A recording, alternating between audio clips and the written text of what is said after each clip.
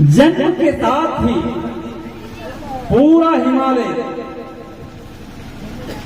जो राजा हिमांचल का क्षेत्र है, पूरा का पूरा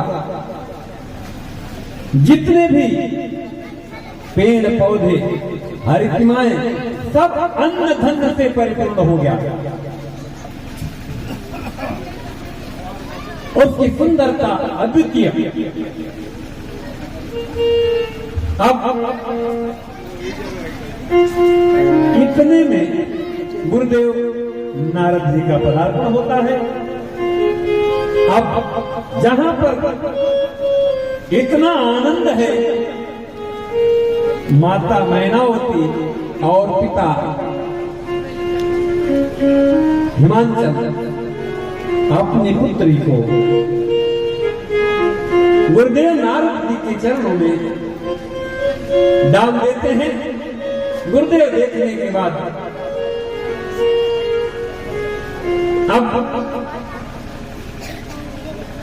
वो खुद ही विकसित हो जाते हैं, आनंद में आ जाते हैं, क्योंकि वो कौन है वो जानते हैं। लेकिन जानते माता पिता होते, उनके घर में कोई भी आ जाए वो उनके लिए बच्चा ही रहेगा। मां मैनावती और पिता बच्ची के भाग्य के बारे में पूछते हैं कि जरा हाथ देकर के बच्ची का भाग्य बताइए कैसा है। 66 नंबर तो है कि आगे गुरुदेव भगवान ने मां पार्वती का गुण और उनकी माता को बताया है। अगर जो केवल इस मंत्र, इसे है तो चौपाई लेकिन मंत्र है, यदि केवल हम इसका भी नित्य प्रतिपाठ करते रहे तो हमारे घर में धन धान्य की कोई कमी नहीं रहेगी।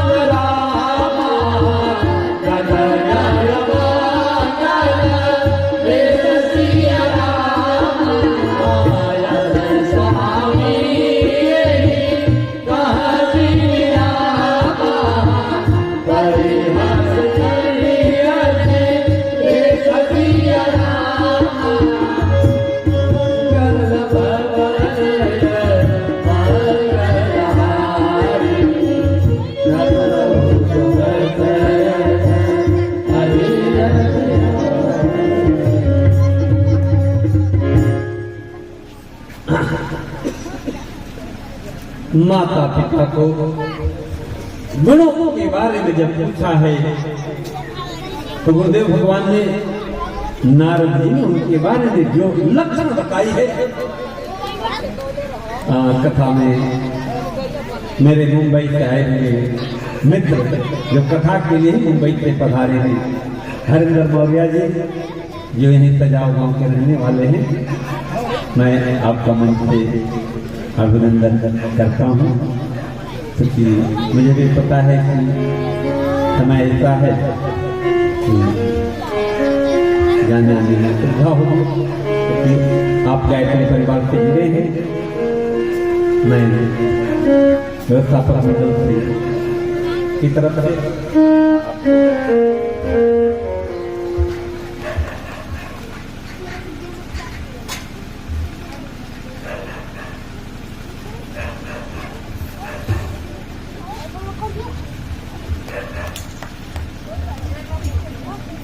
बोलिए सियावर रामचंद्र की।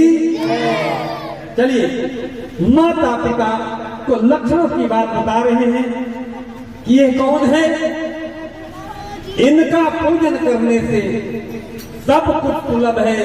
ये उमा अंबिका और भवानी है, इनका नाम लेकर स्त्रियां जो पति धर्म का पालन करेंगे तो सब कुछ प्राप्त होगा। यह सब तो इनके गुण हैं, लेकिन इनके दो चार अवगुण हैं, उनको मैं बताता हूं।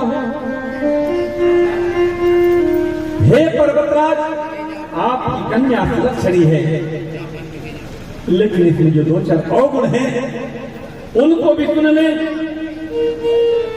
इसका जो पति, इनके जो पति होंगे अगुण अर्थात गुणहीन। अब यहाँ तो समझने वाली बात है, यही होता है संत और गृहस्थ की बातों का अंतर, यही होता है संत और गृहस्थ की बातों का अंतर। उन्होंने कहा अगुण, अमान, मानहीन, माता पिता है, इनके माता पिता नहीं होंगे, उदासीन होंगे और लापरवाह। नारद जी मैनाओं की अनुमान कह रहे हैं, जोगी जटिल अकाम मन नगन अमंगल भेद अतपानी ये कहीं मिलही परिहस्तयत्रे। अब देखिए जो मौलिक भेद होता है अगुण अर्थात गुणहीन, गुण नहीं है, इसका मतलब यही नहीं मतलब गुण नहीं है, वह गुणातीत है अर्थात तप रज तम। जो जीव तीन अवस्थाओं में रहता है,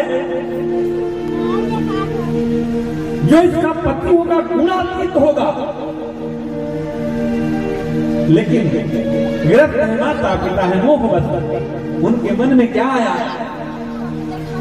इसके तो कोई गुण ही नहीं होंगे। जब कोई गुण ही नहीं, हमारी पुत्र कैसे आनंद में रहेगी।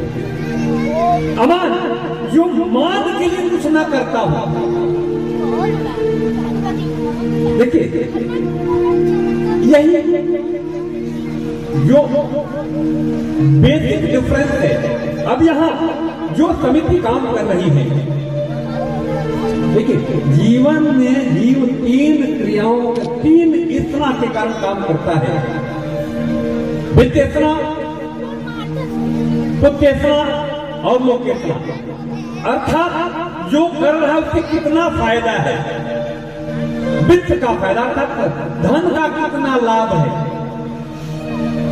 एक। दूसरा पुत्तेतना, मैं ऐसा करूं कि मेरे पोते तो पोते नाती पनाती को कुछ कमी ना रहे, हमारा पुत्र सर्वश्रेष्ठ हो। और लोकेतना अर्थात जगत में मेरी प्रसिद्धि हो। यही आम जनमानस जो काम करता है, इन्हीं तीन स्नाओं के वशीभूत होकर काम करता है। लेकिन जब कोई महापुरुष काम करता है, कोई वैराग्य काम करता है, वो इन इतराओं से बाहर निकलकर काम करता है। और जो सबसे बड़ी इसना है वो है लोकेशना। कुछ भी किया जाए लोग हमारे लिए ताली बजाए। हर जीव किया इसलिए आता हुआ अच्छा है कि हमारे हर काम की प्रशंसा होने।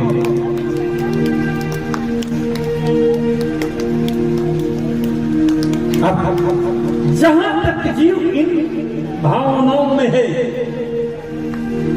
जो भी कर्म करेगा वह अंततः उसको दुख में ही परिवर्तित परिणाम मिलेगा।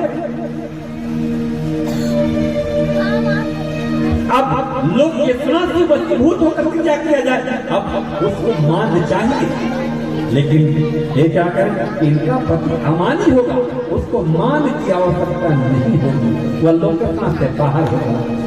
आज इस समय के लोग काम कर रहे हैं, मुझे पता है काम करेंगे तो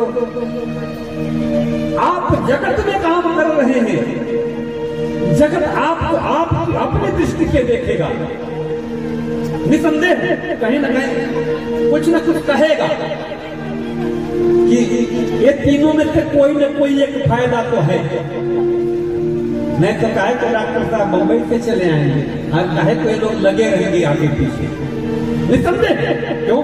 जगत की दृष्टि यही है, ये मैं नहीं कह रहा हूं।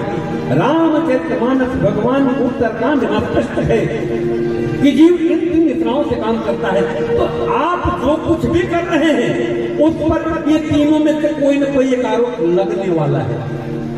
लेकिन जब आप सदमार्ग पर होते हैं, सदकर्म पर होते हैं, तो आप इनकी परवाह न करके आगे बढ़ते जा रहे हैं। जैसे मेरे बाबा भोले ऐसा भी आशीर्वाद दे दिए कि जिसके सर पे हाथ रख दोगे वो भस्म हो जाएगा।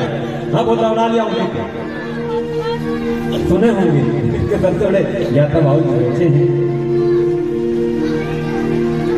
आप भागवताचार्य हैं, आप इस पर बड़ी सुंदर कथा कहते हैं, लेकिन हम जब काम करते हैं तो इन्हीं के वसीभूत काम करते हैं। लेकिन क्या कह रहे हैं नारद भगवान कि इसका पति अमानी होगा, अर्थात उन तीनों इतनाओं से ऊपर होगा।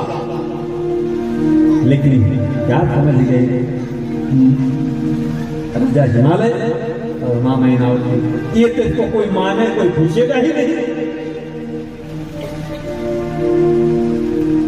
माता पिता ही, देखिए ये बड़ी सुंदर बात है, क्योंकि हम सिर्फ और सिर्फ वही जानते हैं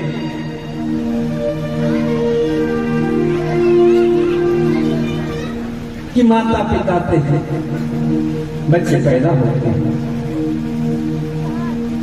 आप सबको पता होगा मेडिकल में सेरोगेसी प्रोसेस होती है, जिसमें किसी का अंडा किसी गर्भाशय में इम्प्लांट करके बच्चा पैदा कर दिया जाता है, या बाहर परख नली में फर्टिलाइजेशन करा करके बच्चा पैदा इम्प्लांट कर दिया जाता है। उसमें उसका माता और पिता है इसका कुछ पता नहीं होता, लेकिन फिर भी वो किसी का पिता किसी का पुत्र बनता है।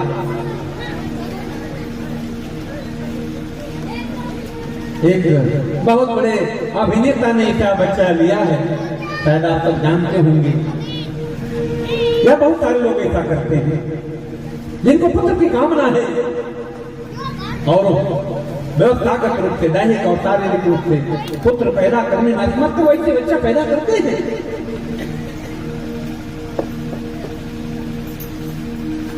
अब ऐसा बच्चा माता पिता विहीन हो कहा जा सकता है। और इसमें भी देवादिदेव महादेव जो जगत पिता हैं, जिनसे सृष्टि का कण उत्पन्न होता है,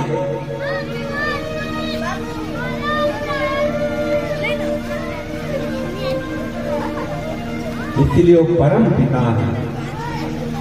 अब गृहस्थ तो सोचता है कि भाई नहीं तो बच्चा कैसा, अब यही मां सोच रही है। इस तरह से जब मान की अपेक्षा नहीं, कोई इतना नहीं, तो आदमी मत करेगा, उसको क्या पड़ी है? जगत के झंझटों से मुक्त, जब जगत के झंझटों से मुक्त है वही मुक्त है। अष्टावक्र गीता बड़ी क्लियर करके इस पर टिप्पणी देती है कि मुक्ति क्या है, मुक्ति क्या है। एक भजन हम लोग गाते हैं,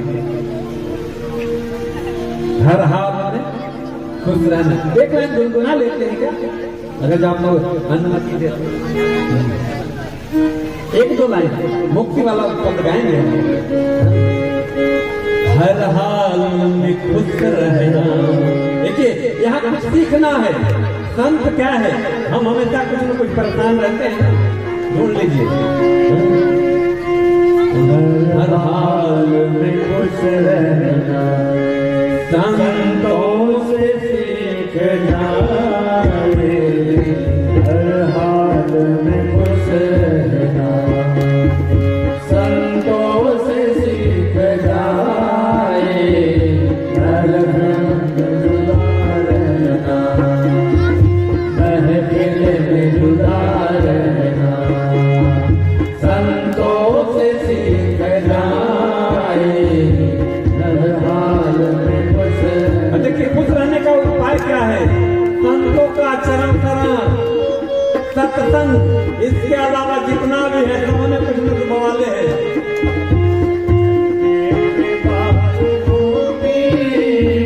सब लोग बताते हैं मरने के बाद मुक्ति, सब लोग बताते हैं मरने के बाद मुक्ति, सब लोग बताते हैं मरने के बाद मुक्ति, सब लोग बताते हैं।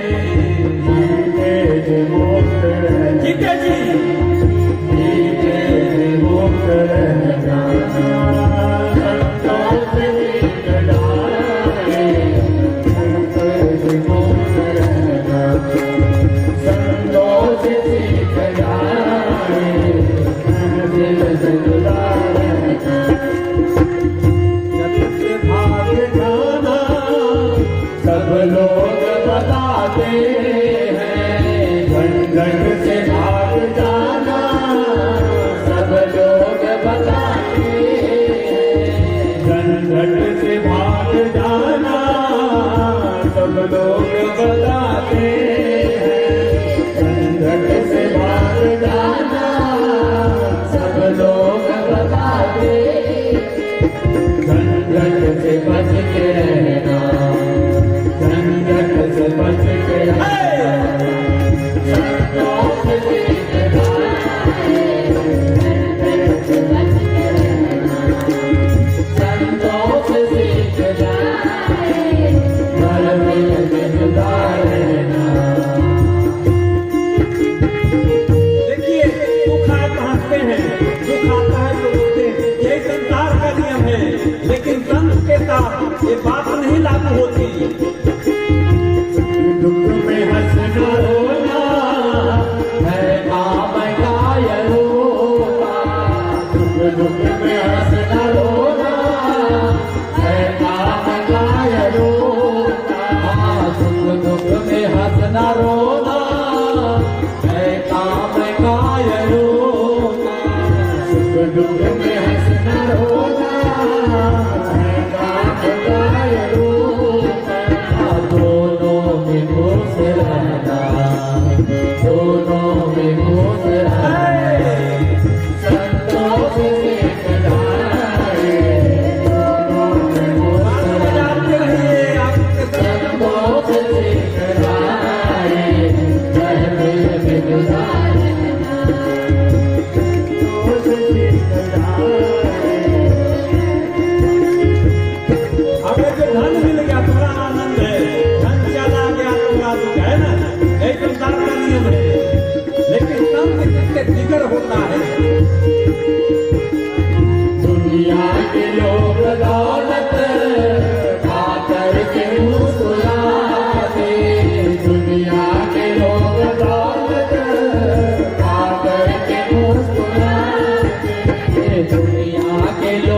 दौलत पाकर के मुस्कुरा दे, दुनिया के लोग दौलत पाकर के मुस्कुरा दे, पर जन्म बन के हंसना, पर बेचो बन के हंसना, संतों से सीखना है, पर बेचो बन के हंसना, संतों से सीखना है, पर संतों से सीखना है, हर हालत गुजरना, संतों से सीखना है, हर हालत गुजरना, संतों से सीखना है, महफिल में जुदा रहना, महफिल में जुदा रहना, संतों से सीखना है, महफिल में जुदा रहना। अब इस तरह से एक संत अपनी दृष्टि से समझा रहा है, लेकिन एक गृहस्थ अपनी दृष्टि से देख रहा है। यही कारण है कि आज आध्यात्म पथ पर चलने वाले लोग और आध्यात्म पथ को देखने वाले लोग का बहुत बड़ा भेद हो गया है। क्यों? और विशेषकर आजकल का समय तो और भैया राम है राम, कारण जमाना ऐसा हो गया है।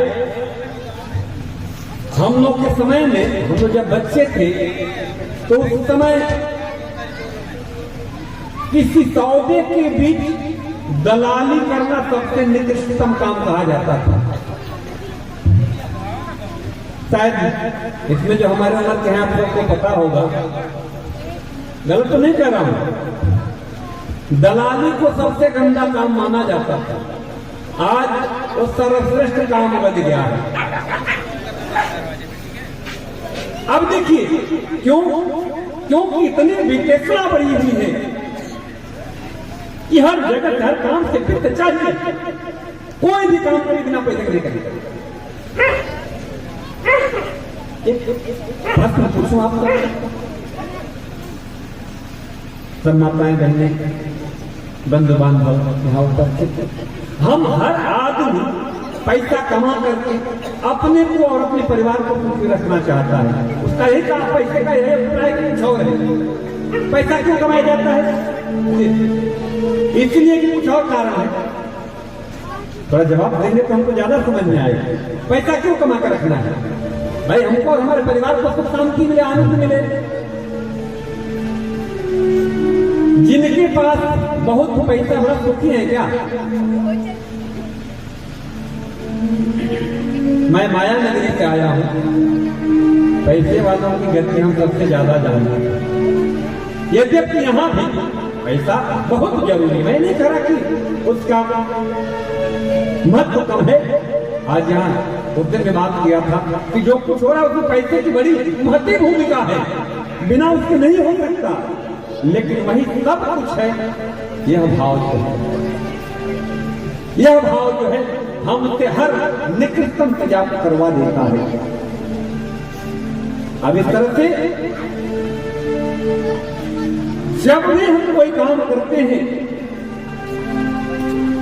अगर जो उस काम का हेतु अर्थोपार्जन से सुख शांति है, तो मित्रों संभावित है कि अर्थ शायद हमारे और हमारे परिवार के दुख और क्लेश का कारण बन जाए। अब इसके लिए जो महत्वपूर्ण बात है, जब इस तरह से बाबा ने बताया कि आपका होने वाला जो दामाद है, अर्थात पार्वती का जो पति है, वह अकामी होगा, अमानी होगा, माता पिता हीन होगा, जटिल होगा, घर द्वार कुछ। अब यह सुनते ही माता पिता दोनों पीछे। जैसे आज हमारी कोई बेटिया जन्म ले और हमको ऐसा पता चले तो हमारे दिल पे क्या गुजरेगी? आप कल्पना कर सकते हैं कि राजा हिमालय और मैनावती के दिल पे क्या गुजरी होगी। अब तुरंत नारद जी से अन्य विनय करने लगे। जैसा आजकल होता पंडित जी ने कोई पतरा दिखाया गया और पंडित जी अगर भाई ने बता दिए भाई बैसाख की एकम के लगन ना बा और हमारे दोस्त के आगे हमारा टाइम ही ना बा, तो लोग क्या कहें, अरे पंडित जी कुछ ले दे आगे पीछे काम हो जाएगा क्या। अब यह सब व्यवस्था चल रही है। बाबा नारद जी ने कहा नहीं, एक जो लक्षण है यह बाबा भोले की, और यदि आपकी बच्ची तप करे, यदि तप करे तो बाबा भोले से यदि इसका विवाह हो जाता है तो ये जितने भी अवगुण हैं सब गुण में बदल जाते हैं। जैसे समर्थ के नहीं दोस्त गोसाई, आग का कोई दोस्त है,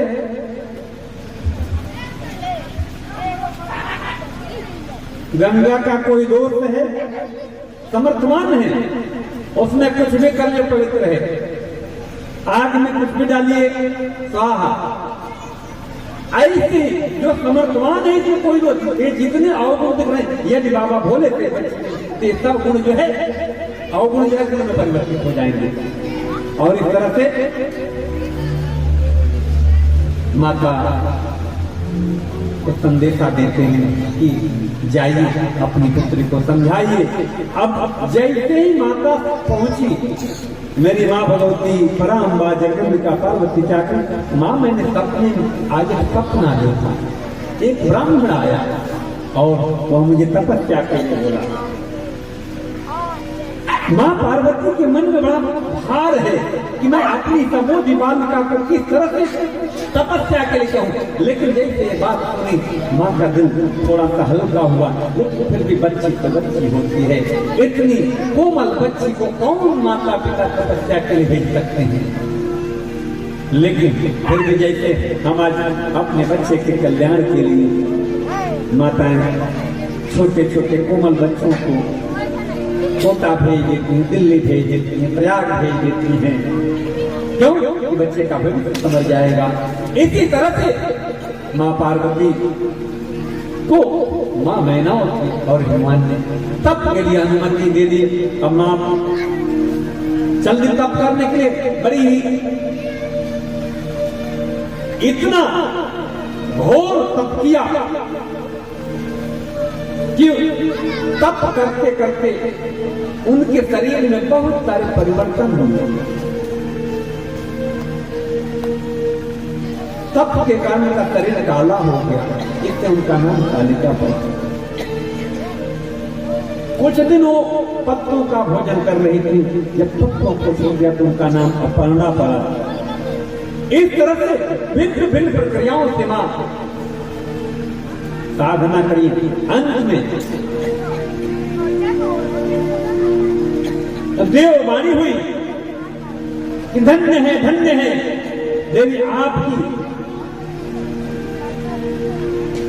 इस घनघोर तपस्या से हम खुश हुए, आशीर्वाद मांगो। आशीर्वाद क्या मांगे?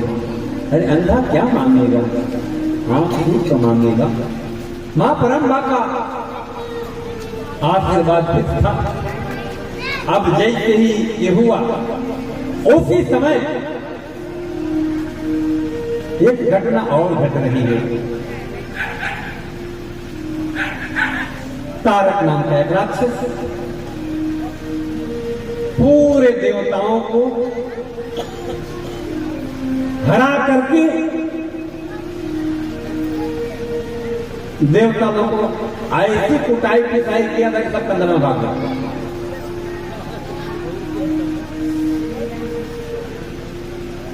अब सब लोग गए ब्रह्मा जी के पास, इसका क्या उपाय है? ब्रह्मा जी बोले तो उपाय क्या है? लेकिन मां पार्वती जैसे ही तपस्या करके आगे बढ़ी, आकाशवाणी हुई। उस समय सप्त ऋषि बाबा के पास आते हैं।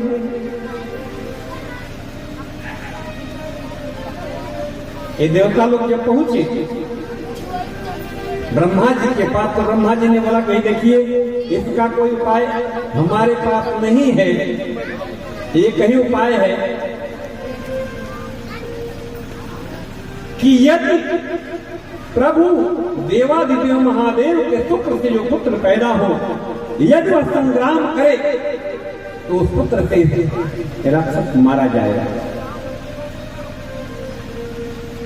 अब देवता तो चले बाबा के पास, उसी समय सप्तऋषि आते, सप्तऋषि जाकर के मां भगवती की परीक्षा के लिए, बाबा ने देखिए यहाँ बड़ी सोचने वाली समझने वाली बात है, कभी भी इष्ट की परीक्षा के लिए साधक छोड़ता नहीं है। यहाँ बाबा ने माँ की परीक्षा ली, सप्तऋषियों को परीक्षा के लिए भेजा है कि जाओ पता करो कि जो ये तपस्या है पूर्ण है कि नहीं। तपस्या के लिए गए, परीक्षा के लिए गए हैं। उन्होंने अनेक विधि से परीक्षा दी है कि अरे तुम किनके चक्कर में पड़ गई हो। आज तक भगवान के भगत, नारायण के भगत नारद जी ने जिनके घर पे नजर डाल दी वो घर बर्बाद हो गया। देखो राजा दक्ष का परिवार बचा क्या, वो जिनके भी घर जाए उनका सत्यानाश। और ऐसे को तुम पति इनकी बात मान करके तुम वैसे नंगे फूके धड़ंगे को पति ढूंढ पाने की तपस्या कर रही हो। बोलो तो हम तुम्हारे लिए ऐसी व्यवस्था कर दें कि नारायण को ले लें। बार बार इस तरह से मां को विचलित करने की कोशिश करें, लेकिन देखिए गुरु के वचन, गुरु के वचन जिनके दिल में अडिग और स्थिर हो जाए उनके लिए कोई प्रलोभन काम नहीं करता। मां पराम्बा समझाने का प्रयास करें कि इस जन्म में तुम्हें अपने को हार चुके हो। यदि ये काम जो आज करने थोड़ा पहले करने आए होते किताब में आपकी बात, लेकिन अब तुम्हें अपना दिल हार चुकी हूं उसके लिए, इसलिए अब इस जन्म में तो संभव नहीं है। और यदि आप लोगों को विवाह की तनहीद पड़ी है तो दुनिया में बहुत बर बदू पड़े, वहीं जाकर हमारा गला छोड़िए। अर्थात गुरु के वचन पर इतना विश्वास कि गुरु ने जो कह दिया वह करिए, करने का परिणाम है। मैं अगर जो कुछ हूं, मैं अपनी बात बताऊं, अनुभूति बताऊं कि यदि मैं कुछ कर पा रहा हूं तो सिर्फ और सिर्फ गुरु के वचन के पालन कर पा रहा हूं। जीवन में जितने भी शुभ और उत्कृष्ट कर्म होते हैं, यदि आप गुरु पद पर चलने का प्रयास करें तो आपसे निसंदेह उत्कृष्ट कर्म होते रहेंगे। अंत में देवता लोगों को मां अपने पास से विदा करते हैं। अब इसी समय भगवान राम भगवान शंकर के पास आते हैं। हे प्रभु, मेरा एक आदेश है, शादी करने। देखिए भगवान राम क्या कर रहे हैं, प्रगटे राम कृतज्ञ कृपाला रूपशील मिल तेज विशाला बहु प्रकार तुम करे करा सहारा तुम बिन व्रत को निर्वाहा बहु विधि राम से वही समझाया पार्वती कर जन्म सुनावा अत पुनीत गिरिजा के करनी बेस्तर सजग कृपा निधि भरनी। अब बिनती मम सुनो जो मम पर निज नेहु जाई विवाह तैर रही ये हम और मांगे दे। भगवान शंकर के सामने प्रकट होकर के कह रहे हैं कि यदि आप मुझ पर बहुत स्नेह करते हैं तो मैं आपसे वचन मांगता हूं कि आप जाकर के शैल दें, अर्थात पार्वती से शैल मतलब शैल की पुत्री हिमवान की पुत्री का विवाह करिए। यहाँ बात उल्टे है, बेटिया बेटी का पिता बेटे के यहाँ जाता है कि बेटा खुद जाता है। भगवान ने कहता आदेश दिया कि आप जाइए यह बड़ी सुंदर और समझने वाली बात है। गृहस्थ जीवन का यह मंत्र है। हमारे सनातन में तो ऐसा था कि भाई अगर जो उपयुक्त कन्या है तो वर की तरफ से संदेशा जाते थे। ये मैं नहीं करा, रामचरित मानस में लिखा हुआ। अब इस तरह से जब बात आई, मेरे प्रभु ने कहा कि हालांकि अतशिव यद्यपि उचित यत्नाहि नाथ बचन पुनि मेट न जाए, सिर धरायत करिए तुम्हारा परम धर्म यह नाथ हमारा। यह उचित तो नहीं है, क्योंकि एक बार करके तो भुगत चुका हूं। एक बार किया तो देखिए जलना पड़ा। अब अभी आप वही आफत की बात कह रहे हैं, लेकिन फिर भी यहाँ बड़ी सुंदर बात हम युवान भाई बहनों के लिए बाबा ने कही है।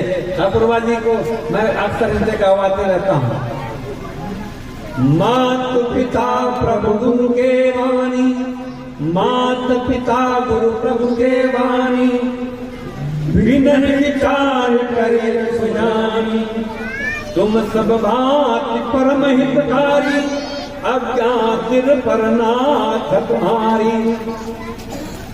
माता पिता गुरु और भगवान की वाणी को बिना विचारे, इस पर कोई विचार नहीं करना चाहिए।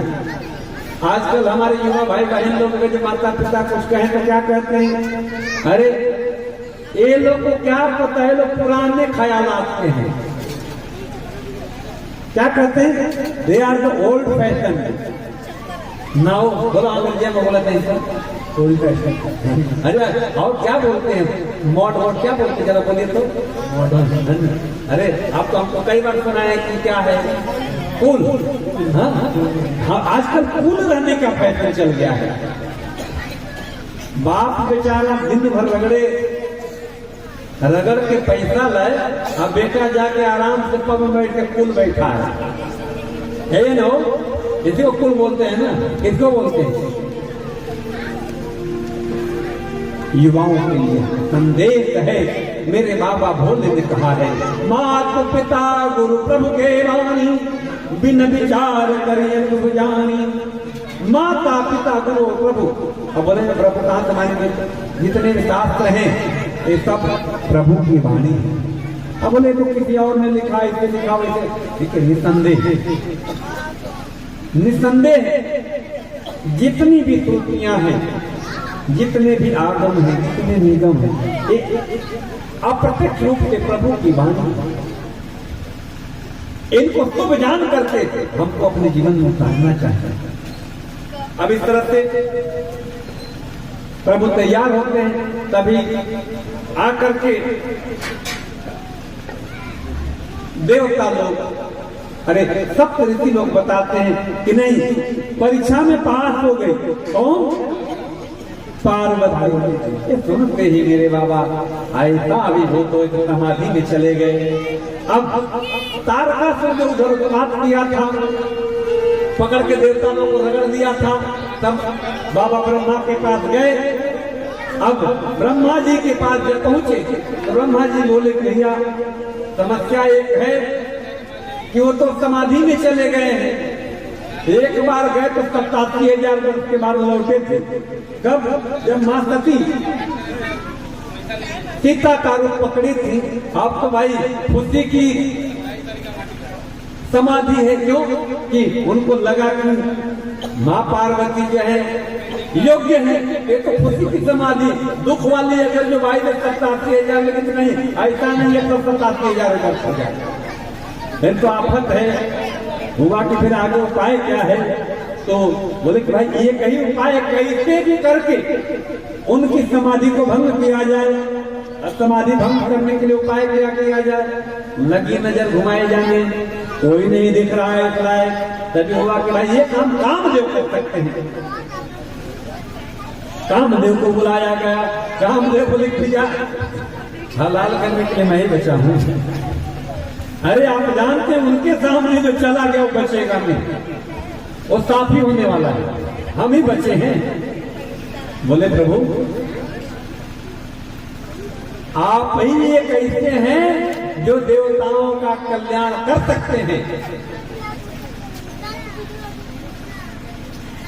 बोले कि चलिए अगर जो ऐसी इच्छा है कि मेरे शरीर छोड़ देने से, मेरे अगर जो प्राणांत हो जाने से पूरे देवलोक का कल्याण होता है तो मैं इसके लिए तैयार हूं। और इस तरफ से कामदेव जाते हैं और जाकर के बहुभात अपनी लीला रचते हैं। कामदेव की लीला आप जानते हैं, इसके बारे में मुझे आपको बहुत ज्यादा बताने की जरूरत नहीं। जैसे ही उन्होंने लीला फैलाई पूरा ब्रह्मांड काममय हो गया। योगी यति पेड़ वृक्ष लताएं सब कामातुर हो गए।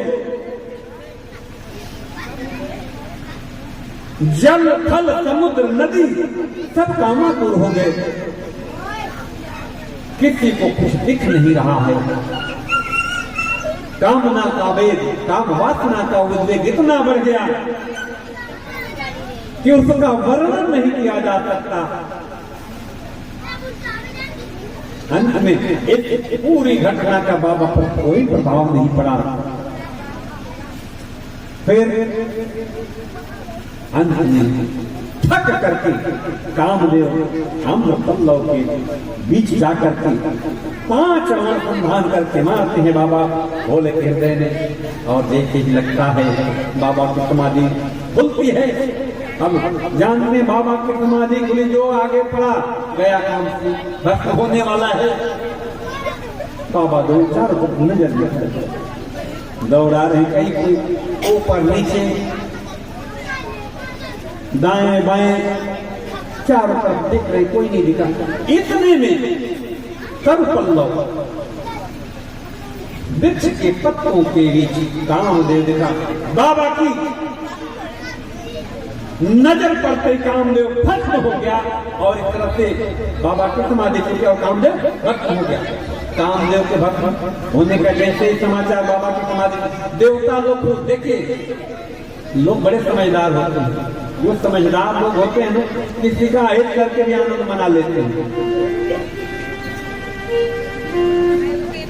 आजकल होता है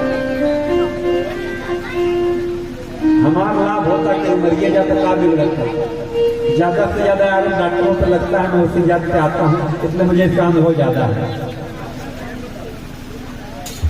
हुआ यूं, अब ये बात जब रति को पता चले तो कामदेव की पत्नी रोते बिलखते पहुंची कहां?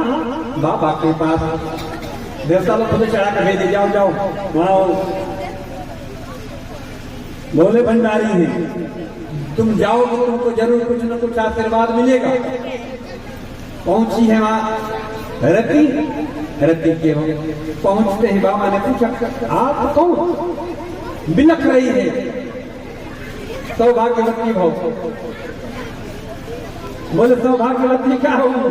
आपने तो हमारे पति को खत्म कर दिया है, कौन सा सौभाग्य? लेकिन बाबा आपने आशीर्वाद दे दिया है, क्या क्या? बोले ठीक है चलो कोई बात नहीं, तुम्हारा पति है हर जीव में अनंत रूप में विराजमान होगा, अर्थात हर जीव में कामदेव बिना स्वरूप के विराजमान होगा। और इस तरह से हर जीव में कामना और कामदेव विराजमान होते हैं। बाबा बोले आशीर्वाद है।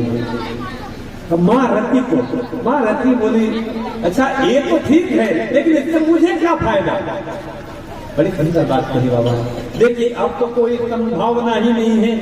अगले द्वापर युग में जब भगवान कृष्ण आएंगे, उनका पुत्र, उनके पुत्र के रूप में आपका पति काम और आपकी शादी होगी और इस तरह से आपको आपका पति प्राप्त होगा। अब यहाँ देवता लोग खुश, तारक राक्षस का संहार होगा। अभी आगे कहानी है। अब क्यों? अब देवता लोग जो बाबा ब्रह्मा के पास गए थे, ब्रह्मा जी ने कहा भी आप लोगों का तो काम हो गया, अब चलिए बाबा के पास।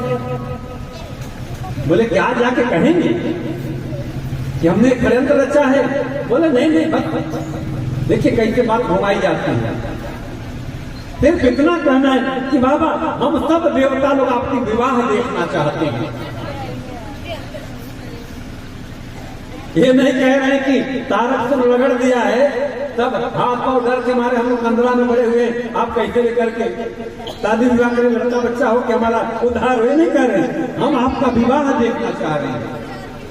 बाबा सब समझ रहे हैं कि आपने पहले क्या क्या किया है। अगर इतनी ही मेरी कामना थी तो जब सबकी तेरी छोड़ी तब तो कोई नहीं हमारे पास आए सांत्वना देने। आज सबको हमारे विवाह की चिंता। लेकिन जो ऋषि महर्षि महापुरुष होते हैं सब जानने के बाद भी मौन रहते हैं। बाबा ने कुछ नहीं कहा। चलो ठीक है, कोई बात नहीं। अब सब देवता लोग यह सुनने के बाद तैयारी में चले। क्या के लिए? अब बाबा की शादी कैसे होगी? अब खाली बाबा ने हामी नहीं भरी कि सब तैयार होकर चल दिए, अपने अपने घर पे जाकर के और वाहन सजाने लगे। किसी को एक पड़ी नहीं है कि बाबा का क्या होगा। अब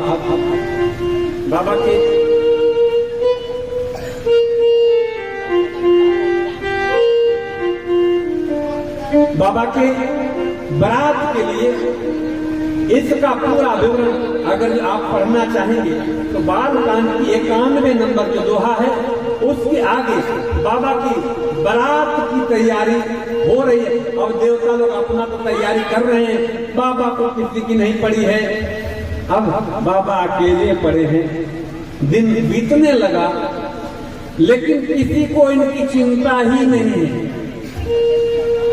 लगे कंवार न सकल सुर वाहन विविध विमान, होई सगुन मंगल सुबद करहिया पसरार। अब आगे जा सकते हैं।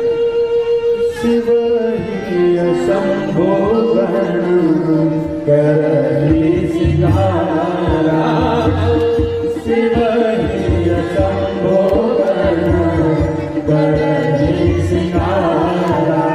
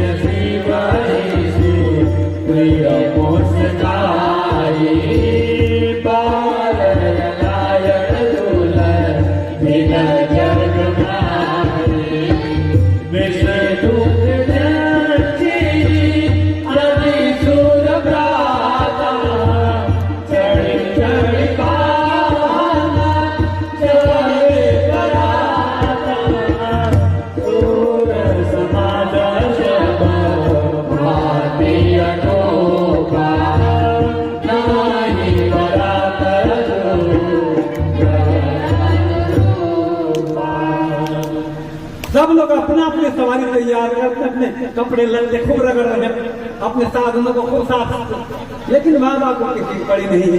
अंत में बाबा के जो गण थे बोले बाबा अपना क्या, बोले क्या हो गया? अरे बाबा आज आपकी बारात जानी। बोला क्या हमारी बारात? क्या बात है, क्या बात है, हमारे अनुज आए हैं, व्यवस्थापक मंडल के आग्रह है आप सम्मान किया जाए, क्या आप उनकी व्यवस्था है। चूंकि कथा के परिवेश में अलग कई चीजें कथा को व्यवधान डालती हैं, फिर भी चूंकि कथा के क्रम में अब कलकत्ता से चल के आए हैं, आपके बारे में न अजीत हमारी नहीं बनी, कथा के लिए गोरखपुर से चल के आए, कैसे हैं मेरे अनुज, कलकत्ता से कथा के लिए चल के आए हैं। अभी देखिए कथा यहाँ भले अक्सर कुछ भी हो, गांव के लोगों को भले लग रहा हो, लेकिन पूरे हिंदुस्तान से लोग जुड़े हुए। अभी हमारे चाचा जी का फोन आया था लखनऊ से, वो हमको कह रहे थे कि आपकी कथा हमको देखनी है, संजोग नहीं बन पा रहे, बोले यूट्यूब पे भेजिए। मैं अपने अनुज से आग्रह करूंगा व्यवस्थापक मंडल से आप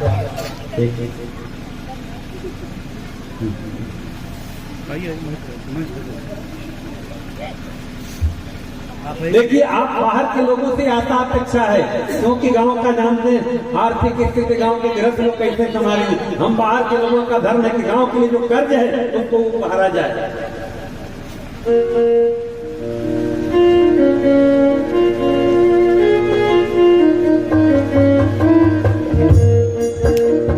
महाराज सिंह द्वारा श्रीमद भगवत गीता प्रदान कर राघव चंद्र को सम्मान देते हैं। बहुत बहुत धन्यवाद।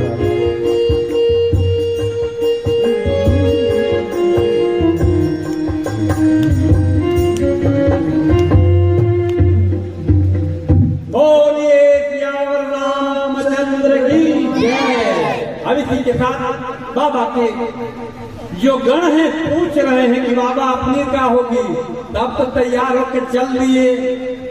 बाबा बोले क्या? तो बोले कि अरे बारात है अपनी जा रही है। बोले अच्छा ठीक है तो चलेगी, कोई बात नहीं हम चल देंगे। बोले बाबा सब दुल्हा सज संवर के जाते, हम ऐसे ही कैसे चलेंगे? बोले तो हमारे पास तो कुछ है ये नहीं है। बोले कि इन्हें मांग लिया जाए। बोले ये गलती मत करना। देखिए हम गृहस्थों के लिए सबसे बड़ा मंत्र है, शादी ब्याह में कर्जा मांग के खेत बाड़ी बांधे घर के इधर से उधर करके हम ब्याह करते हैं। बाबा ने हमको सीख दिया कि भाई ब्याह में किससे कुछ लीजिए मत, जो है उतने चल दीजिए। बोले तो फिर ऐसे कैसे चलेंगे? बोले कि ठीक है, जो आपने जैसे बिना कुछ लिए, बिना कर्ज लिए, बिना किसी से उधार लिए, बिना किसी से कोई साधन लिए सजा सकते हैं तो सजाइए। बोले अब कैसे होगा भाई, ऐसा कौन सा मंत्र है? तो शिव ही, अब यहाँ शिव के जो गण हैं वो संवारने लगे। अब बाबा के पास है क्या? अरे भाई उनके पास सांप गोजर है, मुंड माला है, बाघंबर है, भस्म है, उसके अलावा तो कुछ है ही नहीं। अब रुका भैया तन रुका, बाबा कितना जितना मरतला ये भगाओ था बारात बिना कमोए के। अरे बाबा कितना जितना ले बेटा। अब हुआ यूं, देखिए यही होता है कथा का क्रम। जब अपनी टीम जमी होती है ना तो उसको आगे का पता है क्या करना है। अब हुआ यूं कि दुल्हा सज रहा है, कैसे?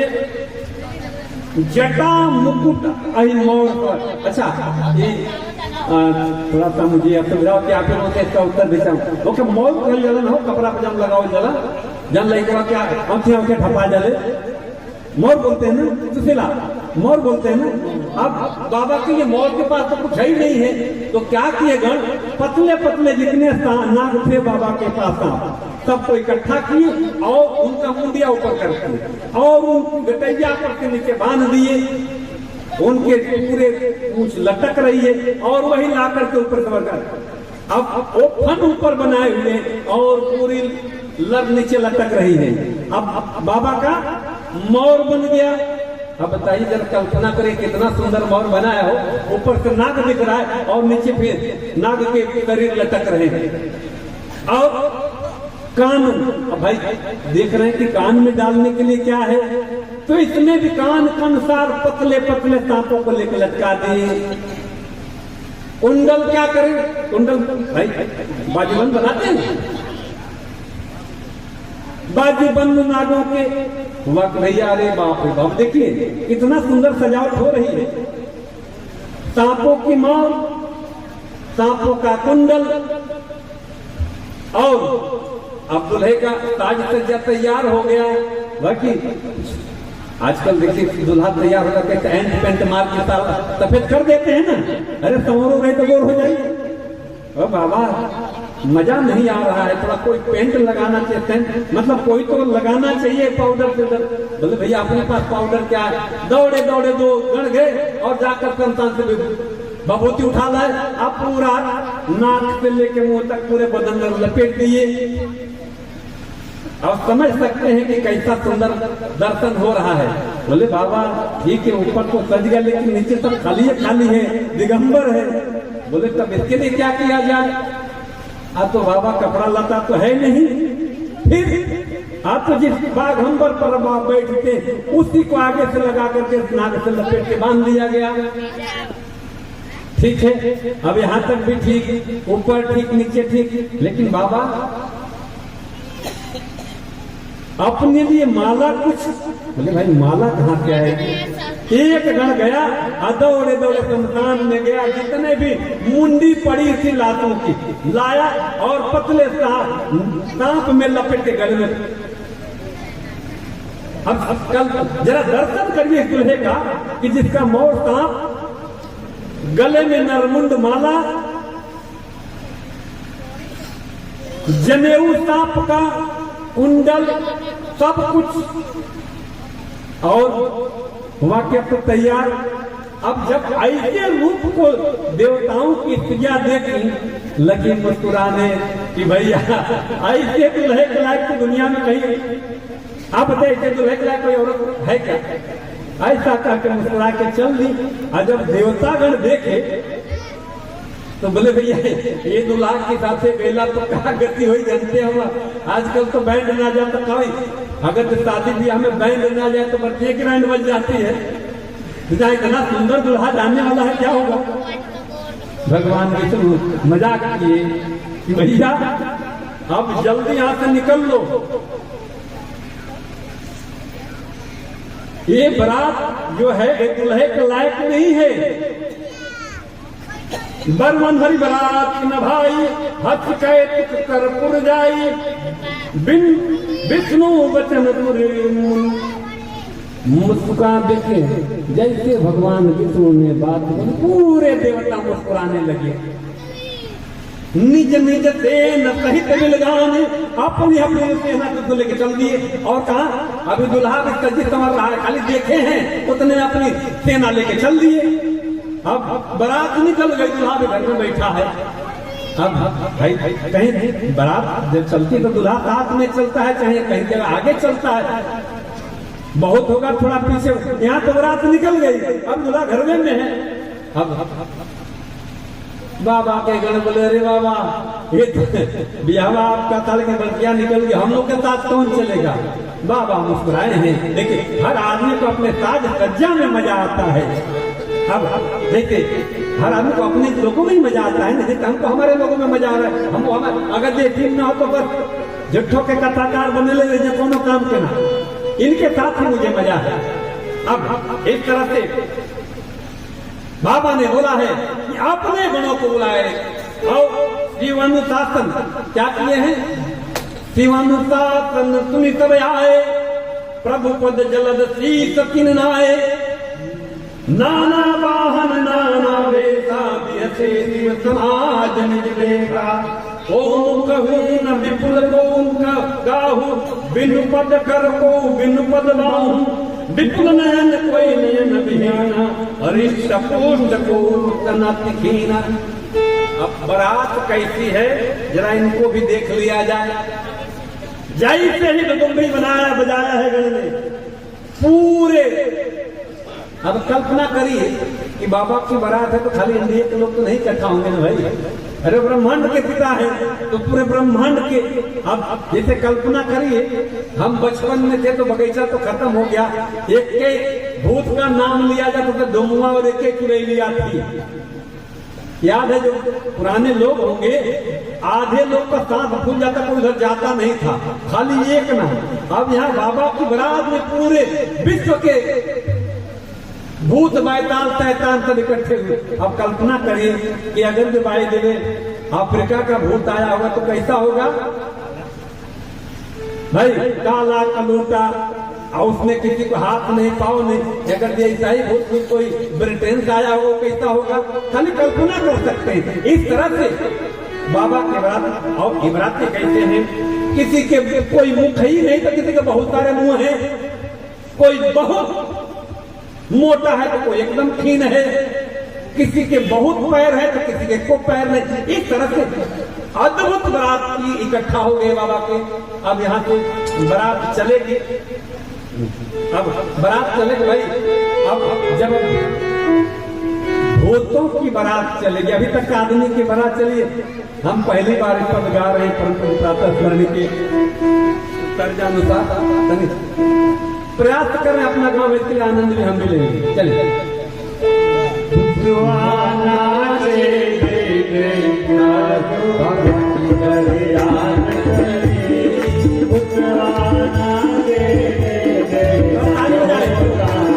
बाबा की बलियान चली, दस दूना दस बनी बराता, दस दूना दस बनी बराता, बहुत कठिन होई मत जाता, बहुत कठिन होई मत जाता, यहाँ हिमाचल रही ठिकाना, यहाँ हिमाचल रखे विधाना, अतीत केंद्र नहीं जाए बखाना, अतीत नहीं जाए बखाना, उठवाना से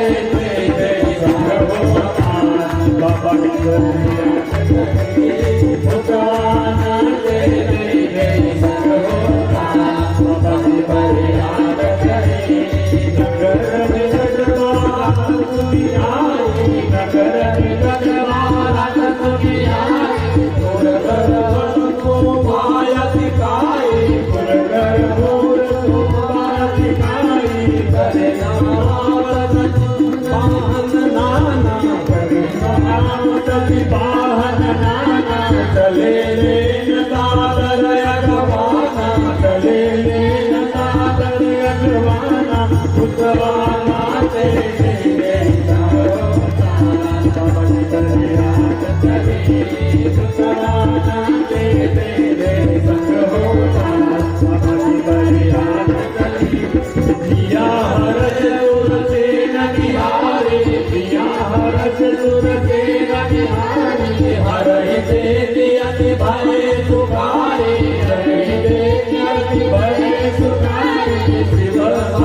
जब देखन लागे, दीवान जब देखन लागे, बिगड़ चले वाहन सब भागे, बिगड़ चले वाहन सब भागे, उठवाना से संग होता, बाबा की बलियान चली, उठवाना से संग होता, बाबा की बलियान चली,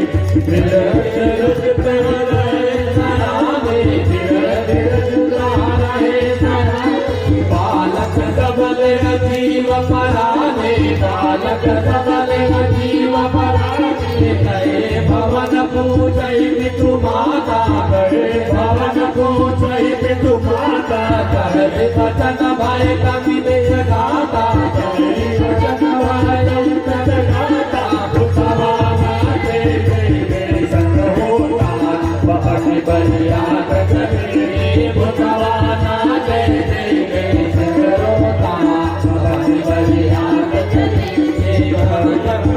जही जाई न बाता, जहाँ गई जाई न बाता, जब कर आरती दो भरियाता, जब कर आरती दो भरियाता, पर मोरा मैया माला, पर ब्याल कपाल विभूषण चारा, ब्याल कपाल विभूषण चारा, उठवाना से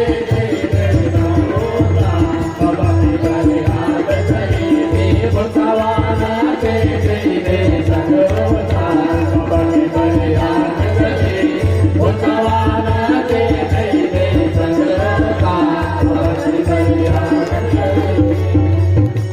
इस तरह से भूत बैताल ताल के। अब बताइए भूत नाचेंगे ऐसे तो कैसे लगेगा भैया?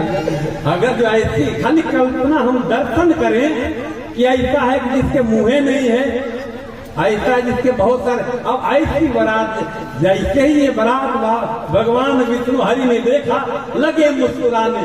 जितने देवता लोग थे बोले जल्दी आगे निकलो, इधर दिखना मत, क्योंकि आगे क्या होगा राम जाने। बारात तो आगे निकल गई।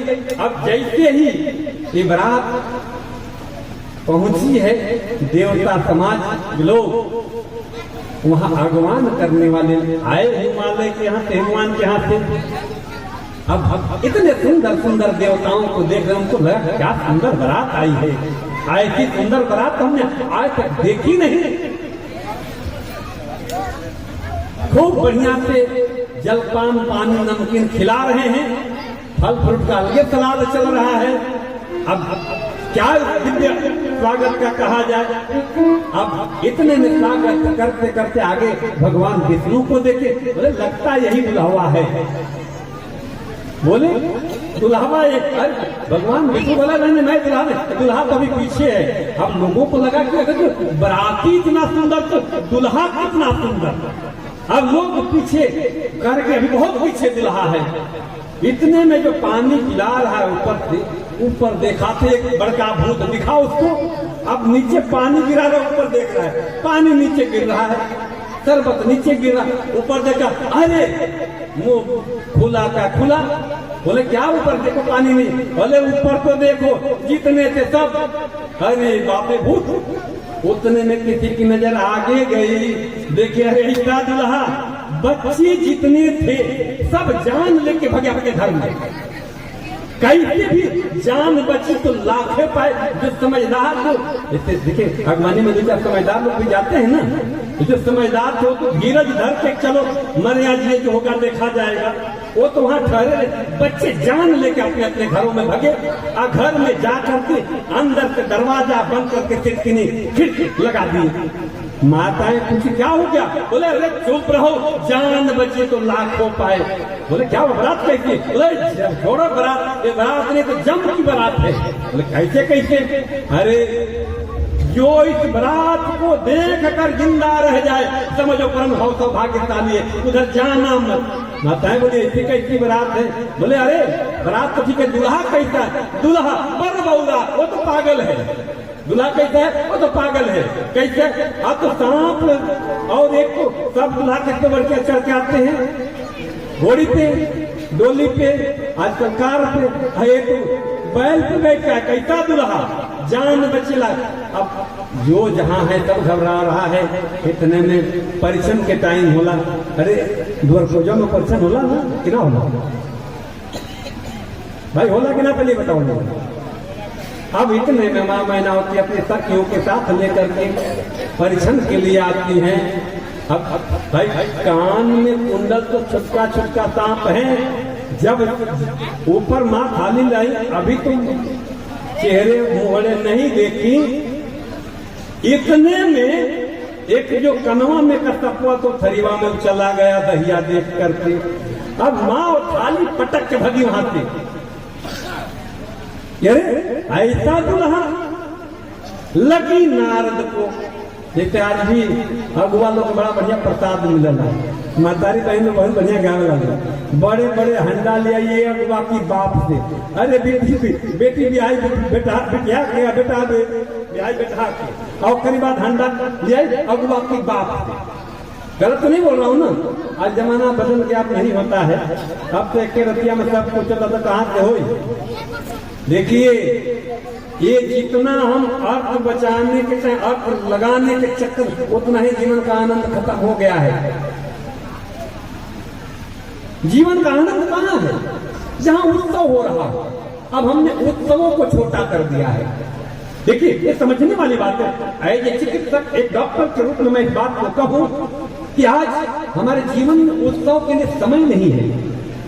अब देखिए गांव में कथा चल रही है, उसके बाद क्या टाइम में नहीं है भाई। अगर आनंद के लिए हमारे पास टाइम नहीं, एक दूसरा आनंद जरूर आएगा। इतना तनाव आएगा, ब्लड प्रेशर आएगा, डायबिटीज आएगा, सब टाइम हो जाएगा।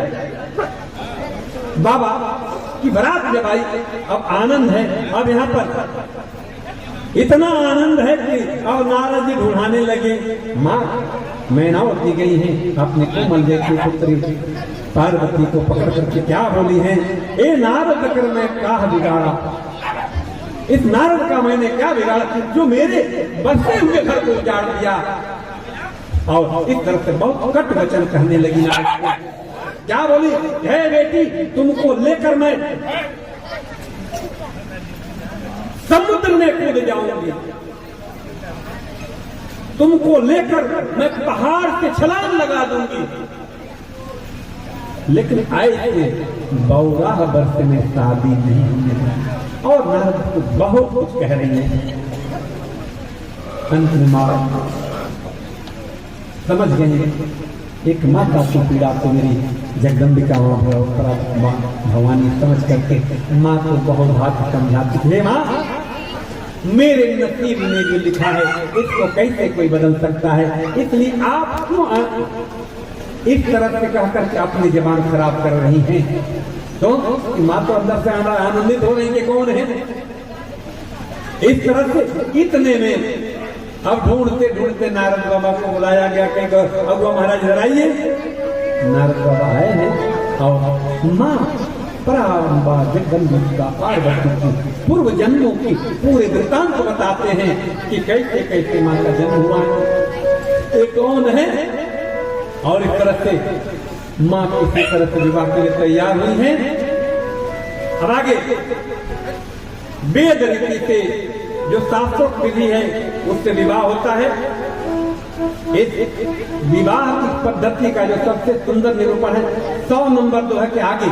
देखिए मैं सब दोहे क्यों बताते जा रहा हूँ आपको, आप लोग थोड़ा जाए तो रामचरित मानस भगवान का पठन पाठन भी करें, क्योंकि होता क्या है आज शास्त्र हमारे जीवन में क्यों नहीं उतर पाते हैं कि हम लोग केवल सुन लेते हैं। और एक बड़ी आफत हो गई है, सोशल मीडिया पर हम कुछ उल्टे पलटे ज्यादा सुनते रहते हैं। इसलिए अगर जो आप इन चीजों को थोड़ा सा ग्रंथों का पाठ करेंगे तो बहुत कुछ समझ में आएगा। मुनियानुशासन गणपति पूजे शंभु भगवान, को मुनि संतय करे जन पूरना जान। जस विवाह के विधि श्रुति गाई, अर्थात वेदों में जिस तरह से विवाह की वर्णन है, गाथा है, महामुनि तो सब महामुनि अर्थात ब्रह्मा जी ने सब कुछ ऐसे करवाया। इस तरह से माता पिता पाणी ग्रहण संस्कार करते हैं और हमारे बाबा भोले का माँ पार्वती अम्बा के साथ विवाह होता है। बोलिए माँ पार्वती बाबा भोले की जय। अब इस तरह से बाबा की शादी होती है। अब देखिए माँ मैनावती को बड़ा क्लेश होता है कि मैंने अपने दिमाग के लिए क्या क्या सोचा और क्या क्या नहीं कह दिया। अंत में जाकर के कहते हैं ये प्रभु माफ करिएगा, हमसे जो त्रुटि हुई हमारी त्रुटि की सजा मेरी पुत्री को मत दीजिएगा। भगवान ने बहुत बहुविधि संबुतात समझाई, गई गवनी भवन चरण सिरुनाई। जननी माँ बोली कबलिनी मैं संग सुंदर सिंगली। अब यहाँ पर एक सुंदर करे सदा शंकर पद पूजा, नारी धर्म पर पति से न दूजा। वचन कहत भरे लोचन भारी, बहुदाय कुमारी। देखिए यहाँ मैं थोड़ी सी सामाजिक बात कहूँ, ये बात करी मेरे लिए आज वर्तमान समाज में पीड़ादायक हो गई है। आजकल जब हम अपनी बेटी को विदा करते हैं तो हम क्या संस्कार देते हैं, क्या शिक्षा देते हैं। यहाँ माँ पार्वती को उनकी माँ करे सदा शंकर पद पूजा, अर्थात आप पति कौन है, भगवान शंकर। आप हमेशा इनकी चरणों की पूजा करना, यही नारी धर्म है, यही नारी का धर्म, दूसरा कोई धर्म नहीं है। यह कहते हुए मां के नैन से नीर गिरने लगा और अपनी पुत्री मां पार्वती को पकड़ करके वह भांति होने लगी हैं और बड़ी मार्मिक बात कही है। कतविद सृजी नारी जग माही, पराधीन तपने हो सुख नाही। हे ब्रह्मा, आपने नारी को क्यों उत्पन्न किया? क्यों? कि पराधीन भक्त को स्वप्न में भी सुख नहीं मिलता। देखिए यही जीव का यहाँ चिंतन है, बहुत बड़ा चिंतन है। यही जीव में और शिव में अंतर है। जीव ऐसा सोचता है कि नारी पराधीन है, लेकिन हमारे शास्त्र कहा कहते हैं, क्या कहते हैं? पूज्यन्ते यत्र नार्या रमन्ते तत्र देवता। हमारे शास्त्र क्या कह रहे हैं कि जहाँ माताओं बहनों की पूजा होती है वहां देवता निवास करते हैं। इस तरह से हमारी मां पार्वती बाबा के साथ चलती हैं और चल करके कैलाश में बाबा बहुविधि विलास करते हैं और समय काल के अनुसार हमारे आपके बड़े ज्येष्ठ पुत्र कार्तिकेय को खटानंदी कहते हैं, आप पैदा होते हैं। देखिए यहाँ उत्तर भारत में तो कार्तिकेय भगवान की इतनी जानकारी नहीं है, लेकिन जैसे हम आंध्रा में जाते हैं, ये मल्लिकार्जुन जो है ना, जो 12 ज्योतिर्लिंग, मल्लिकार्जुन आपका ही नाम है। मैं एक्चुअली मुंबई से हम यात्रा में भी निकलते हैं कई बार, तो हम अक्सर करके मल्लिकार्जुन की यात्रा करते रहते हैं। तो जब उधर जाएंगे तो भगवान कार्तिकेय की बड़ी महत्ता है। जैसे पूरे हिंदुस्तान में पूरे सब जगह बाबा गणेश की महत्ता है, ऐसे उस परिक्षेत्र में कार्तिकेय भगवान की महत्ता है। किंतु और इस तरह से तारकासुर का संहार होता है और तारकासुर के संहार के बाद देवताओं को अपना राज मिलता है। बोलिए कार्तिकेय भगवान की। इस तरह से यहाँ एक हमारे लिए जो अभी भी साय और ताप के भेद में रहते हैं, उनके लिए बड़ी सुंदर चौपाई है। शिव पद कमल जिन्हि रचना ही, राम ही ने सपने हुन सुहाई। बिन विश्वनाथ पद नेहु, राम भगत कर लक्षण येहु। राम भगत का सबसे बड़ा लक्षण क्या है? उनको भगवान शंकर के चरणों में प्रीति होनी चाहिए। जिनके मन में, जिनके मतलब मन में भगवान शंकर के चरणों में प्रीति नहीं है, वो जीव स्वप्न में भी भगवान राम को पसंद नहीं आता। और हम लोग अभी भी कहाँ पड़े हैं? शैव वाले हैं, वो शाक्त वाले हैं, बाबूजी वैष्णव वाले हैं, साधुए संत इसमें ज्यादा परेशान है। इस तरह से बहुत देवता भी आनंद में आ गए। मेरी माँ सीता, जो पराम्बा जगदम्बिका भवानी बाबा भोले के साथ आनंद में बैठी है। 106 नंबर दोहा के आगे प्रभु और माँ पराम्बा सीता का, पार्वती का संवाद शुरू होता है। एक बार हुआ क्या कि प्रभु बड़े आनंद में, देखिए बड़े आनंद में बैठे हैं। अब उस समय माँ जाती है और बैठे हैं सो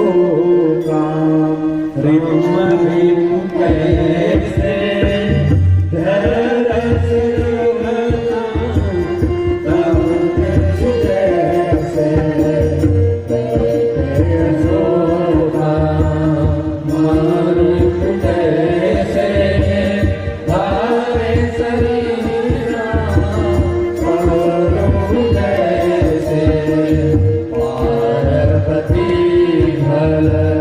अवसर दानी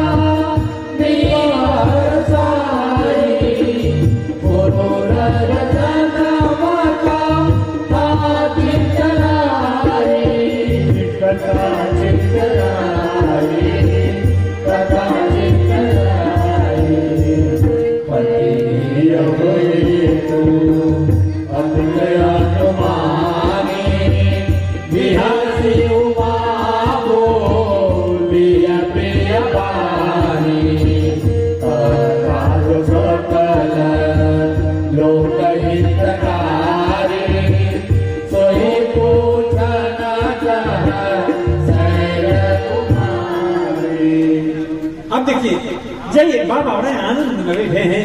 अब यहाँ एक समझने वाली बात है, अगले जब सती माँ कैलाश पर पहुंचकर कथा सुनाते हैं तो भगवान क्या करते हैं, उनको अपने सामने आसन देते हैं। यहाँ पर बाबा वाम भाग में आसन दिया, कहा अपने वाम भाग में। यही अंतर है, हमेशा मातृ सत्ता को सम्मान जिनका आसन आगे दिया जाता है, वाम भाग में आसन दिया है। और इसके बाद से यहाँ पर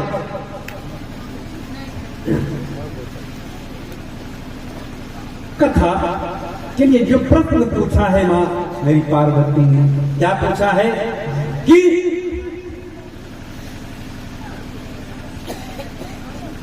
राम कौन है। लेकिन यहाँ पर एक बड़ा सुंदर प्रश्न और उत्तर का संवाद का बड़ा सुंदर दर्शन है। हम जब भी प्रश्न पूछते हैं तो प्रश्न कैसे पूछा जाना चाहिए? प्रश्न ऐसे पूछा जाना चाहिए कि जहां भी भगवत चर्चा हो, ईश्वर चर्चा हो, सद्मार्ग के चर्चा, उसमें विक्षेप न पड़े। कई लोग इतने ज्ञानी होते हैं कि जब आप भगवत चर्चा करिए तो पूछे कि अच्छा लक्ष्मण के लड़के का क्या नाम है? लो, ये कौन सा प्रश्न है भैया?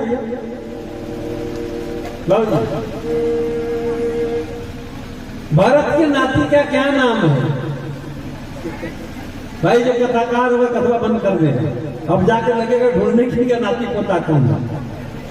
अर्थात प्रश्न हमेशा सामयिक होना चाहिए, जिससे धर्म का संवाद बढ़ता रहे, धार्मिकता बढ़ती रहे।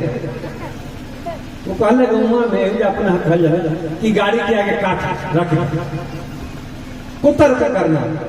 भैया को मैं आज तो भैया से कुछ चल रहा था ऐसा, मैं इसीलिए कुछ ज्यादा बोला नहीं। ज्यादा प्रश्नोत्तर जो होता है ना, ज्ञान मान जहाँ एक आएगा कान इस पर चर्चा करेंगे। जहाँ बहुत ज्यादा प्रश्न होने लगे, मैं ज्ञानी लोगों से प्रार्थना करो कि हाँ मौन धारण कर लीजिए बाबू जी। जहाँ बहुत ज्यादा प्रश्न होने लगे समझिए कि वो श्रोता नहीं करौता है। श्रोता कौन है? जो सुने, उन्हें माने, नहीं तो अनुमाने, नहीं मानता अनुमान तो करे। श्रोता कौन है? जब आपने कहा उसमें कुछ न कुछ काट कर दूसरा प्रश्न लगा दिया, वो श्रोता है। तो जहां श्रोता खड़ा हो वहां संवाद नहीं करना चाहिए, हाथ जोड़ जाना चाहिए। विशेषकर धर्म पथ पर चलने वालों के लिए मैं आग्रह करूं कि जहां ऐसे लोग मिल जाए, ज्यादा धार्मिक बनने की कोशिश मत करिए। मैं वहां एक ही संवाद करता, भैया मैं डॉक्टर हूं, इंजेक्शन की बात करिए, दवाई की बात करिए, और मुझे राम के मानो भगवान में भी थोड़ा थोड़ा आता, कुछ आता जाता नहीं, मत बताइए। यहाँ पर जैसे ही मां ने प्रश्न पूछा है, प्रश्न 111 नंबर के चौपाई के आगे बड़ी सुंदर, जब भी ऐसे प्रश्न किए जाएंगे, ये सब देखिए आप याद रखिए। मैं चौपाइयों का नाम इसलिए ले रहा हूँ दोहों का, कि आप थोड़ा जाइए, अध्ययन करिए। बिना अध्ययन के आएंगे तो हम आनंद लेंगे, कुछ चीजों की अनुभूति से वंचित रह जाएंगे। अब जैसे ही मां ने प्रश्न पूछा, अब मां ने जो प्रश्न पूछा है वही प्रश्न जो बाबा भरद्वाज ऋषि ने किनको पूछा है? याज्ञवल्क्य जी को। वही प्रश्न यहाँ पर पूछा है, लेकिन यहाँ मां ने 12 प्रश्न पूछे हैं। अब इसका उत्तर देने के पहले बाबा ने कहा, कर प्रणाम राम ही त्रिपुरारी, भरत सुधा समगिरा उचारी, धन्य धन्य गिरि राजकुमारी, तुम समान नहीं कोई उपकारी। धन्य धन्य गिरि राजकुमारी, तुम समान नहीं कोई उपकारी। एक बात मैं कह रहा हूं कि वह प्रश्न जिससे भगवत चर्चा शुरू हो जाए वह प्रश्नकर्ता धन्य होता है, क्योंकि प्रश्न का जो संवाद होता है वह बहुत जीवों के अंदर जो संशय होता है उसको समाप्त कर देता है। ये कथा ऐसा नहीं या कोई नई कथा तो है नहीं, यही राम की कथा है, पिछले साल में हुई थी, आगे भी भगवान चाहेंगे तो वही तो राम है, वही तो रावण है, वही। लेकिन हर बार की कथा में आप देखेंगे ये कही बात नहीं कही जाएगी। यही है भगवत चर्चा। मैं कल चर्चा करके संवाद में बात कही थी, चाहे आपको भी अनुभव, एक आदमी आकर के अपने बारे में अगर 2 से 4 बार बोल दिया तो लगता है आदमी से मिलना ठीक नहीं है। लेकिन यहाँ इतनी पूरी कथा है कि हम आनंद ही आनंद। अब राम कथा क्या है, चलिए एक भजन है ना राम कथा, नहीं आगे देखिए। हाँ, एक बड़ी सुंदर भजन है, हम वक्त आने पर उसको गाएंगे।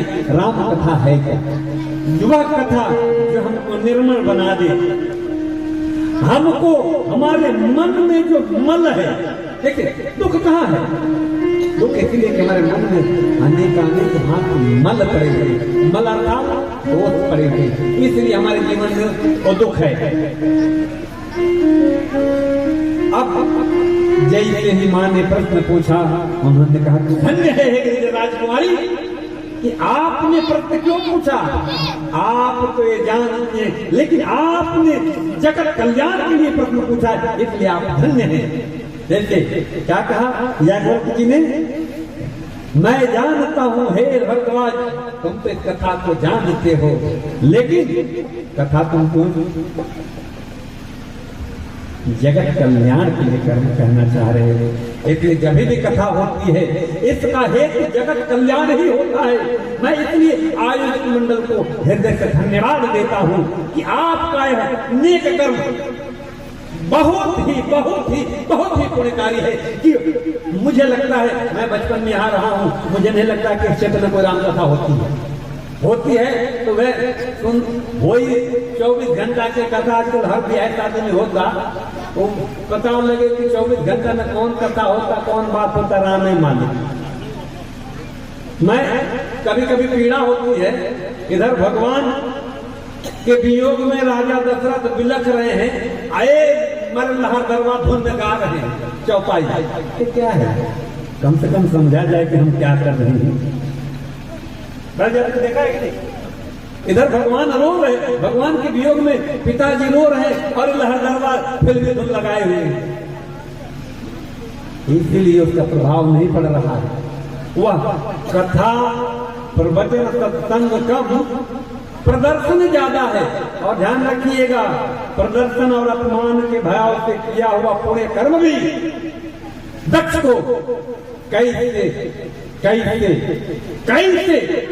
विपद परिणाम को प्राप्त करना पड़ा। ऐसे यदि कथा भी हम अगर प्रदर्शन के लिए करते हैं तो हमको भी उसके दुष्परिणाम को भुगतना पड़ता है। यही कारण है कि हो तो रहा है हर घर में, जहाँ शादी होती है मुझे पता है कि 24 घंटे होता ही है, लेकिन जो बहू बेटी आते हैं उसके ऊपर कितने राम का प्रभाव जानते हो जाते हुए पता है। माताओं बहनों से आग्रह करते करते मैं वहां सती प्रसंग में नहीं कर पाया। आगे माँ पार्वती की विदाई में जरूर, माँ सीता की विदाई में जरूर प्रसंग को उठाएंगे कि बेटी को क्या सीख लेना चाहिए। आजकल हम लोग पीढ़ी को पकड़ा देते हैं, अब ससुई का कहती हो का खैलू हो, अरे ऐसा बता नंदी का, ये गलत बात है।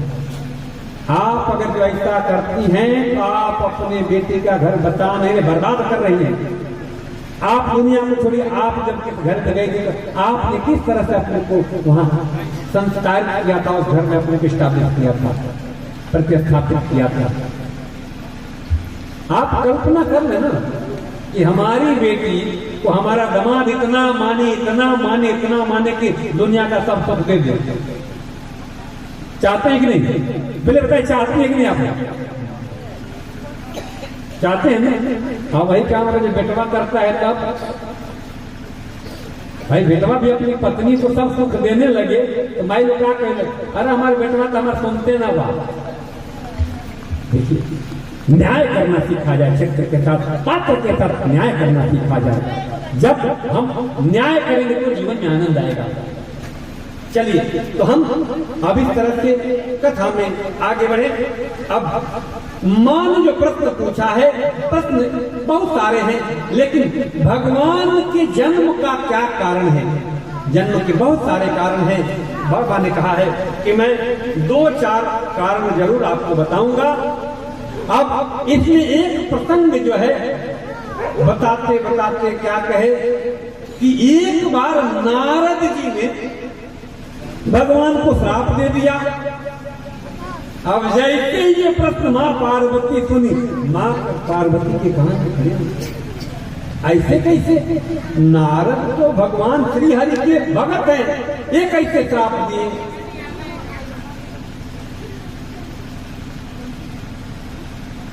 बाबा ने बोला, इस प्रश्न का उत्तर जो है बहुत कुछ सिखाता है। हुआ यो कि कथा इस तरह से है, एक बार नारद ऋषि मृत्यु लोक पर भ्रमण कर रहे थे। भ्रमण करते करते हिमालय में पहुंचे। हिमालय पर उस गुफा में पहुंचे जहां बाबा भोले ने तपस्या की। जैसा कि वहां आशीर्वाद है कि उस स्थान पर कामदेव का प्रभाव नहीं पड़ेगा। नारद जी गए, उनको सहज ही समाधि लग गई। पुनः वहां पर कामदेव गए, उनका कोई प्रभाव नहीं पड़ा और न ही क्रोध आया। जब क्रोध नहीं आया तो कामदेव जाकर के नारद चरणों में गिर गए। प्रभु आप धन्य हैं, हमने बाबा भोले के साथ व्यवहार किया, लेकिन बाबा ने क्रोध करके हमें जला दिया। लेकिन आपको कुछ नहीं, आप तो बड़े महान हैं। अब समझिएगा, यहाँ बात थोड़ी सी संत के बारे में कुछ कहने से पहले सोचना पड़ता है। बाबा एकदम गुप्पा हो गए, वाह अब मेरे जैसा कौन।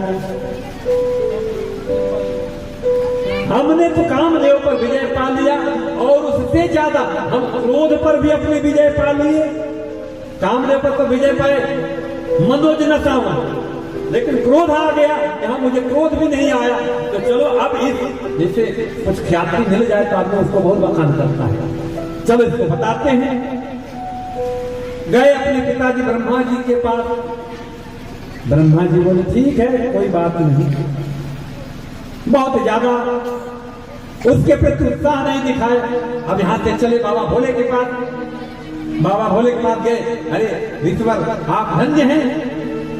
बोले कि देखिए मैंने कामदेव, ये बहुत अच्छी बात है, आप तो महान, आप तो योगी व्यक्ति हैं, आप तो वैरागी, आपने कामदेव को जीते, अपनी बड़ी बात, बहुत बड़ी बात नहीं है। ठीक है, ये बात तो बहुत अच्छी है, लेकिन ये बात किसी को मत बताइएगा। जैसे मान लीजिए कि आप कोई बहुत बड़ा अच्छा काम किए हो, मान लीजिए कि आप PhD की डिग्री पाए हो और किसी के पास जाएं और कह दें, वो सामने वाला कहे कि बताना मत, तो क्या लगेगा अपने मन में? लगेगा नहीं, हमसे जल रहा लगता है। और वो भी PhD होता तो यहाँ कामदेव को तो भगवान शंकर ने भी हराया, अब ये भी हराया, तो बोले मुझे बराबरी में मैं हूं क्या? इसलिए उनको जलन हो रही है, इसलिए कह रहे किसी को बता। भगवान ने कहा कि भाई और कहीं बता भले दीजिएगा, भगवान विष्णु को तो एकदम भूल के भी मत बताइएगा। बोले अच्छा। देखिए एक नियम है, जिनको कह दिया जाए ना कि ये बात उनको मत बताइएगा, और बता के आदमी जाकर उन्हीं को बताएगा। होता है कि नहीं? अगर तो किसी बात को फैलाना हो तो खाली इतना कह दीजिए कानून में, किसी से कहिएगा मत, अपने आप फैल जाएगा। अब इस तरह से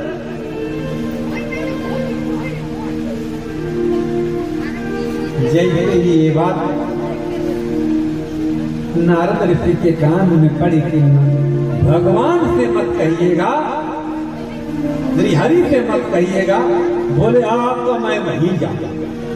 चल दिए। जैसे ही पहुंचे हैं,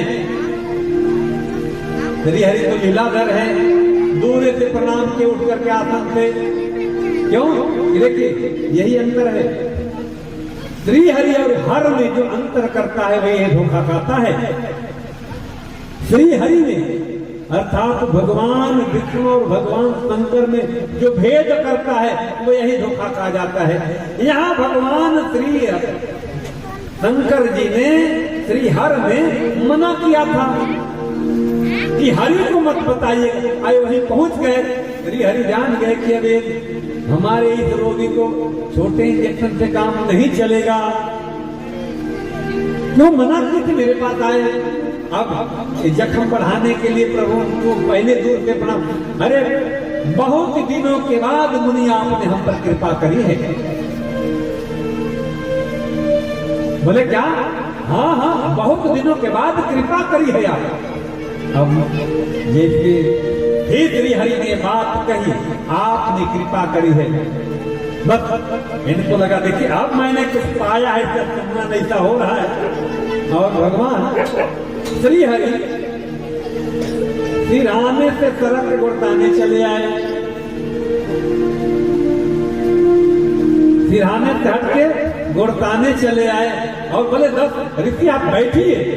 अब नारद जी एकदम खुश कि देखिए यही मैं चाह रहा था, भगवान शंकर को मुझसे जलन थी, मेरा सम्मान को बर्दाश्त, इसलिए तब चल रहा था। देखिए हमें कितनी इज्जत है। अब यहाँ तो भगवान श्री हरि लीला कर रहे हैं। बोले कि प्रभु आपने बहुत दिनों के बाद दया करी, कैसे आना हुआ? बोले नहीं ऐसे ही सोचा कि चलो थोड़ा आपका दर्शन करके। नहीं नहीं ऐसी कोई तो बात है। अब भगवान ये थोड़ा सा इधर उधर के भगवान लगे खोदने की, बताओ क्यों आए हो? बोले नहीं कोई विशेष बात नहीं है, मैंने भी वही जीता बाबा भोले ने कामदेव को जीता, हमने भी कामदेव को जीत लिया। श्री हरि बोले अरे आप तो महान हैं, आपसे बड़ा कौन? बोले कोई बात नहीं, आप सब आपकी कृपा है। कई बार होता है जब हम अपने अहंकार को बहुत कहने लगते हैं और सामने वाले बोला कि भाई कोई बात नहीं, ये सब आप तो हम अपने अहंकार सब आपकी कृपा है। ऐसा ही नारद जी ने बोला सब आपकी कृपा है। बोले कोई बात नहीं। जैसे ही वहां से चले हैं भगवान समझ गए